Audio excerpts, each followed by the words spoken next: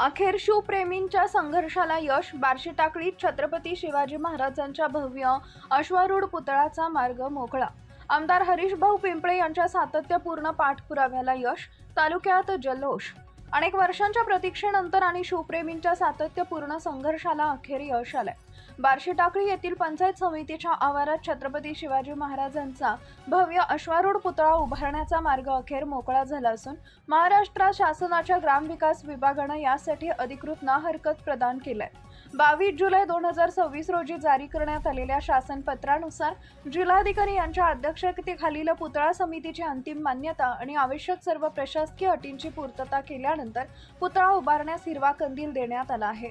बार्शी टाकळीच्या इतिहासात महत्त्वाचा टप्पा ठरणाऱ्या या निर्णयामुळे तालुक्यातील शिवप्रेमींमध्ये आनंदाचे आणि उत्साहाचे वातावरण निर्माण झाले असून अनेकांनी याला शिवसन्मानाचा विजय असं संबोधलंय.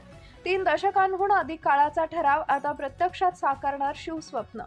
बार्शी टाकळी पंचायत समितीच्या 7 डिसेंबर 1994 रोजीच्या ठरावापासून सुरू झालेला हा प्रवास 22 फेब्रुवारी 2022 रोजीच्या सर्वसाधारण सभेतील निर्णयानंतर अधिक वेगाने पुढे सरकला.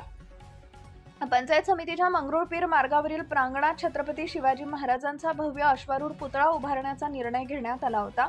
अखेर शासनाच्या अधिकृत ना हरकतीमुळे हे शिवस्वप्न साकार होण्याच्या उंबरठ्यावर आलं आहे.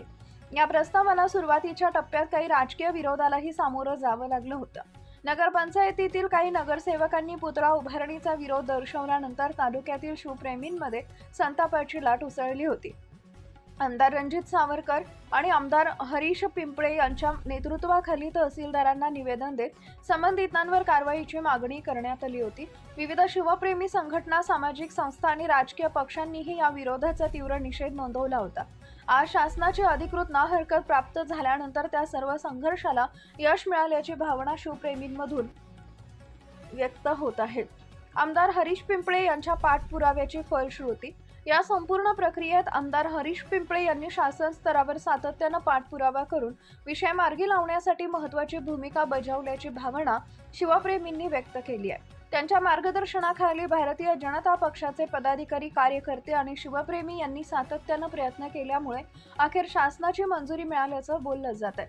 या निर्णयानंतर भाजप तालुका अध्यक्ष गोपाल महल्ले, उपाध्यक्ष प्रवीण धाईत, शहर अध्यक्ष सौरभ अग्रवाल, भारत बोबडे, रमेश वाटमारे, आनंद केदारे, नरेंद्र पोटेकर, रवी हिवराळे, सचिन आगाशे, संदीप आखाडे यांच्यासह अनेक शिवप्रेमींनी आनंद व्यक्त केला. प्रदीप गावंडे, अकोला जिल्हा प्रतिनिधी तथा कार्यकारी संपादक, धुमाकूळ, महाराष्ट्र न्यूज नेटवर्क.